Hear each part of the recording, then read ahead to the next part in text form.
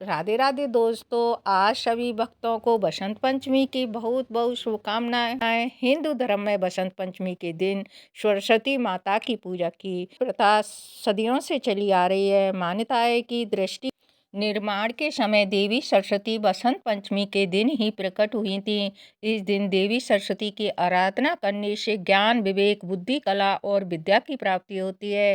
प्रिय भक्तों, आज के दिन मनुष्य को मन, वचन और कर्म से अच्छा सोचना और बोलना चाहिए, क्योंकि इस दिन 24 घंटे में एक बार जिस भी कामना से जो बोला जाए वह सत्य अवश्य होता है। इसलिए दिन में अधिक से अधिक तप, जप और कथा का श्रवण करते रहना चाहिए, जिससे कि जो भी आपकी मनोकामना हो वह पूरी हो जाए। और भगवान श्री कृष्ण ने स्वयं माता सरस्वती को वरदान दिया था कि आज यानी माघ मास शुक्ल पक्ष की पंचमी को समस्त विश्व माता सरस्वती को विद्या और ज्ञान की देवी के रूप में पूजेगा। कहते हैं कि भगवान श्री कृष्ण ने सबसे पहले देवी सरस्वती की पूजा की थी। प्रिय भक्तगणों, अपने सुख, समृद्धि और ज्ञान वृद्धि में बढ़ोतरी के लिए आइए माता सरस्वती का ध्यान करते हुए कथा कहते हैं। अवश्य सुने, माँ सरस्वती आपकी मनोकामनाएं पूरी करेंगी। यह उस समय की बात है कि जब काल का पहिया अभी घूमना शुरू ही हुआ था। ब्रह्मा जी ने अपने संकल्प शक्ति से इस अनंत ब्रह्मांड की रचना तो कर दी थी, परंतु वह सृष्टि अभी अधूरी थी। उस आदिकाल के भारत की भूमि पर पर्वत थे, नदियां थीं, संगन वन थे, जीव जंतु भी थे, लेकिन चारों ओर एक भयावह सन्नाटा छाया हुआ था। ना कहीं पक्षियों का कलरव था, ना हवाओं में कोई ससराहट थी और ना ही मनुष्यों की बाड़ी में कोई भाव था। सृष्टि की रचयिता भगवान ब्रह्मा अपनी इस रचना को देख रहे थे, लेकिन उनके मुख पर संतोष की लकीरें नहीं थी। उन्होंने पंच तत्व से देह तो गढ़ दी थी, परंतु उन देहों में अभिव्यक्ति का अभाव था। नदियां बहती थीं पर उनमें कल कल की ध्वनि नहीं थी। पवन चलती थी पर उसमें कोई संगीत नहीं था। पशु पक्षी केवल मूक दर्शन बने हुए थे। सबसे बड़ी कमी तो मनुष्य में थी, क्योंकि मनुष्य की आंखों में चेतना तो थी, पर वह अपनी भावनाओं को शब्द नहीं दे पा रहा था। वह केवल एक यंत्र की भांति जीवित था। उसके पास ना तो ज्ञान था, ना कला, ना ही अपनी अंतरात्मा को प्रकट करने का कोई माध्यम। ब्रह्मा जी अपनी मानस पुत्री और मानस पुत्रों को देख रहे थे, जो जड़वत खड़े थे। संसार में प्रेम, करुणा, क्रोध या आनंद के व्यस्त करने के लिए कोई सुर, कोई लय या कोई शब्द नहीं था। यह दृष्टि किसी ऐसे सुंदर चित्र की भांति थी जिसमें रोग तो भरे हुए थे, पर उसमें कोई प्राण नहीं थे।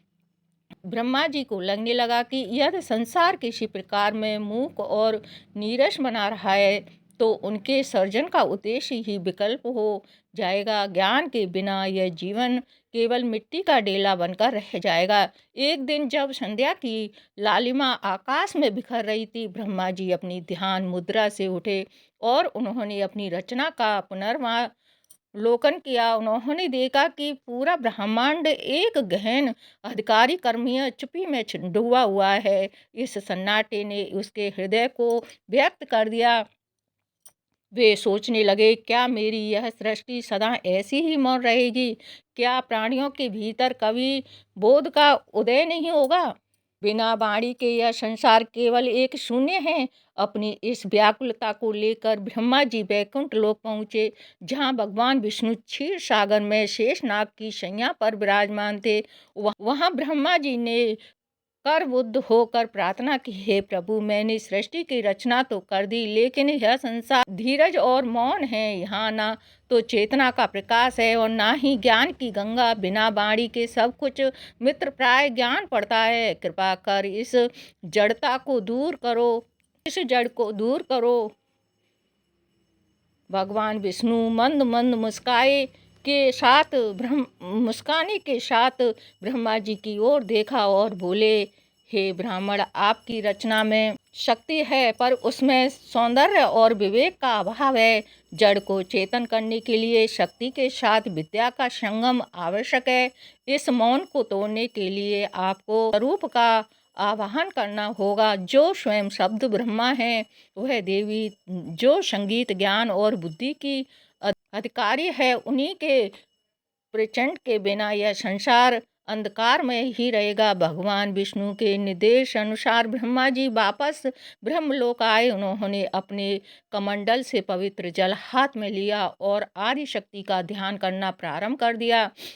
उसके भीतर एक दिव्य तृप्ति कि संसार को शब्दों का उपहार मिले। उनकी तपस्या की अग्नि से वो पूरा वातावरण तपने लगा। वे एक होकर उस चैतन्य शक्ति की प्रतीक्षा करने लगे जो इस नीरज जगत में सुरों का अमृत घोल सके। तभी अचानक आकाश में एक अलौकिक श्वेत प्रकाश पुंज चमकने लगा। वह प्रकाश इतना शीतल और दिव्य था कि संपूर्ण ब्रह्मांड की तपन शांत होने लगी। उस ज्योतिमय मंडल के मध्य से एक अत्यंत सौम्य और मनोहारी आकृति उभरने लगी। वह देवी साक्षात श्वेत वस्त्रों में लिपटी हुई थी, मानो सादगी और पवित्रता से स्वयं देह धारण कर ली हो। उसके चेहरे पर करोड़ों सूर्यों का तेज था, परंतु वह तेज आंखों को चुभने वाला नहीं था, बल्कि शीतलता प्रदान करने वाला था। ब्रह्मा जी ने देखा कि देवी के 4 हाथ थे। एक हाथ में वीणा थी जो संगीत और ब्रह्मण्य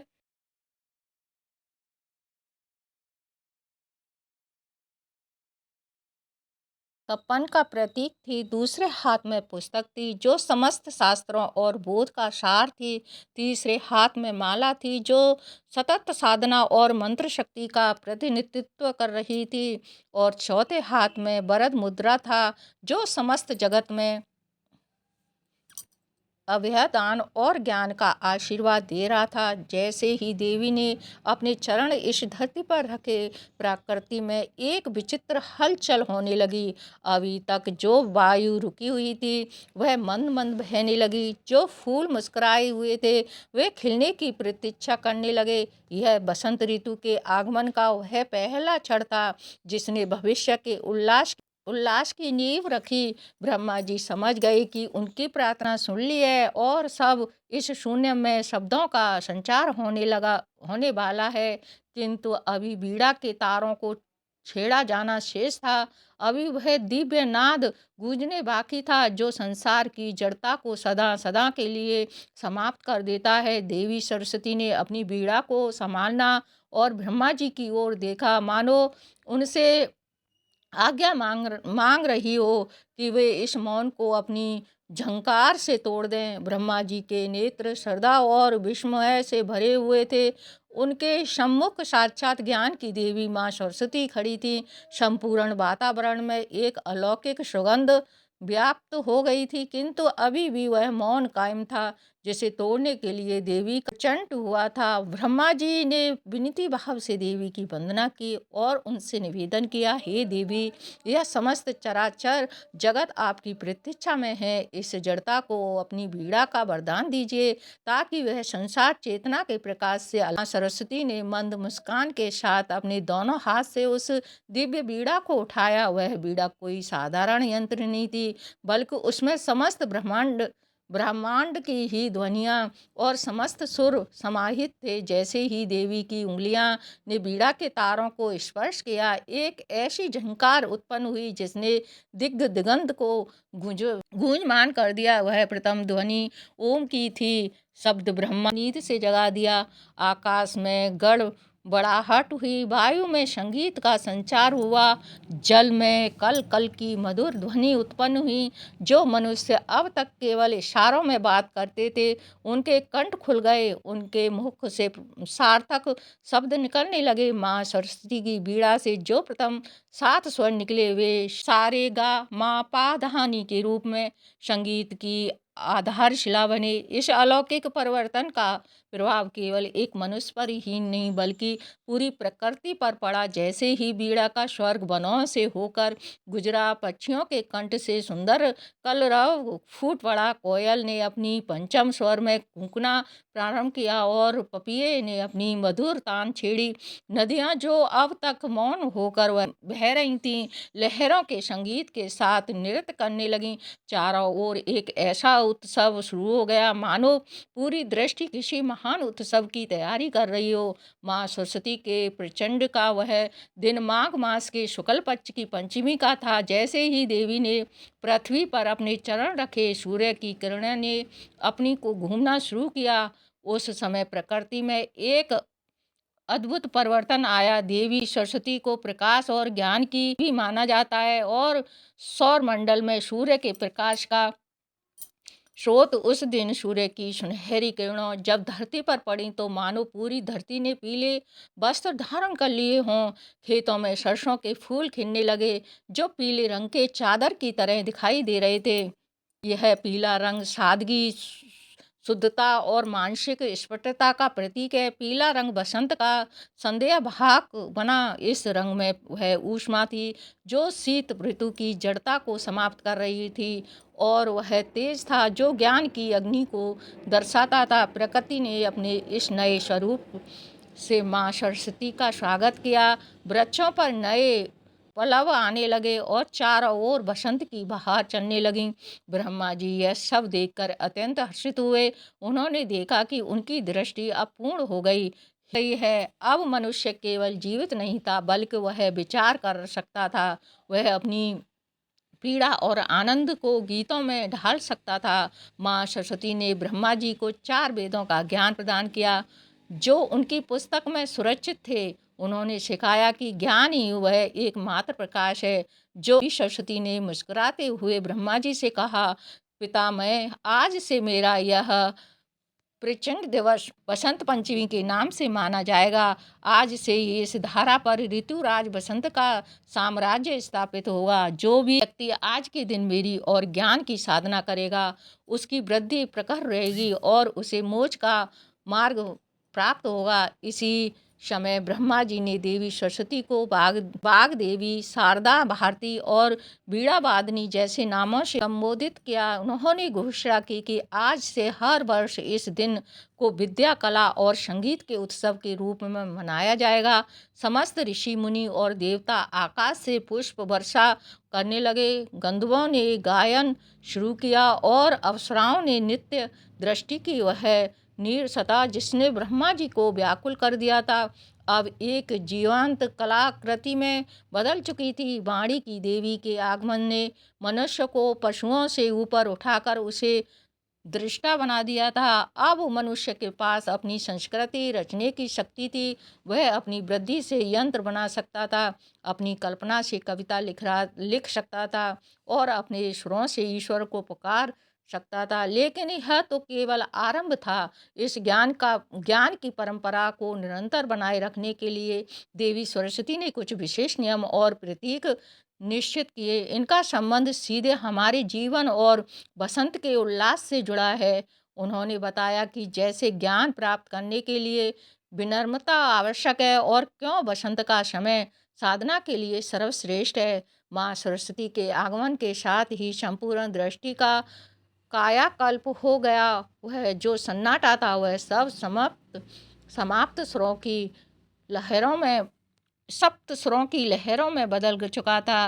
ब्रह्मा जी की वह चिंता जो दृष्टि की जड़ता को लेकर थी वह पूर्णतः शांत हो गई थी। परंतु इस अलौकिक परिवर्तन के साथ ही एक गहरा प्रश्न उभरा, क्यों बसंत पंचमी का यह पावन पर्व केवल ज्ञान तक सीमित नहीं रहा बल्कि प्रकृति के कण कण में एक विशिष्ट रंग लेकर आया। क्योंकि इस दिन हम पीले वस्त्र और सरसों के फूलों को देवी की आराधना का मुख्य अंग मानते हैं। इस रहस्य की जड़ें उस समय की दिव्य ऊर्जा में छिपी हैं जब माँ सरस्वती का प्रकट हुआ, जो सूर्यदेव ने पूर्ण प्रकटा सूर्यदेव के साथ उदित हुए। उनके स्वर्ग प्रकाश में धरती के कण कण को एक विशेष तृप्ति से भर दिया। पीला रंग शुद्ध सत्व का प्रतीक है। वह रंग है जो अंधकार को चीरकर आने वाले सूर्य प्रकाश का होता है।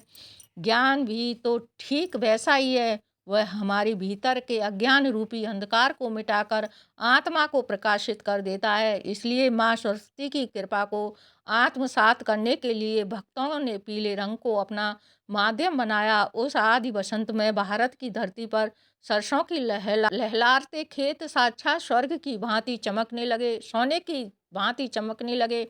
सरसों का पीला फूल केवल एक पुष्प नहीं है, बल्कि वह देवी सरस्वती के चरणों में प्रकृति द्वारा अर्पित किया गया पहला उपहार है। सरसों का पौधा जब पूरी तरह से तैयार हो जाता है, तब वह अपनी माध्यम से प्रकट करता है। आत्मतिक आध्यात्मक दृष्टि से यह इस बात का संदेश है कि जब मनुष्य के भीतर ज्ञान प्रकट होता है, तो उसके स्वभाव में भी सरसों का फूलों को जैसी कोमलता, सादगी और निखर आ जाता है। बसंत पंचमी के दिन से ही ऋतुराज बसंत का विधिवत आगमन माना जाता है। शीत ऋतु की कठोरता के बाद जब प्रकृति तक कर ठिठुरने लगती है, तब बसंत उसे एक नई ऊर्जा और नई चेतना प्रदान करता है। पेड़ों से पुराने पत्ते झड़ जाते हैं और नए कोमल पल्लव जन्म लेते हैं। यह इस बात का आध्यात्मिक संकेत है कि ज्ञान प्राप्त करने के लिए हमें अपने भीतर के पुराने जड़ और व्यर्थ के विचारों को त्यागना होगा। जिस प्रकार वृक्ष पुराने पत्तों को मोह त्याग कर ही नए जीवन का स्वागत करता है, उसी प्रकार एक सच्चा विद्यार्थी अपने पूर्वाग्रहों और अहंकार को त्याग कर ही सरस्वती की कृपा प्राप्त कर सकता है।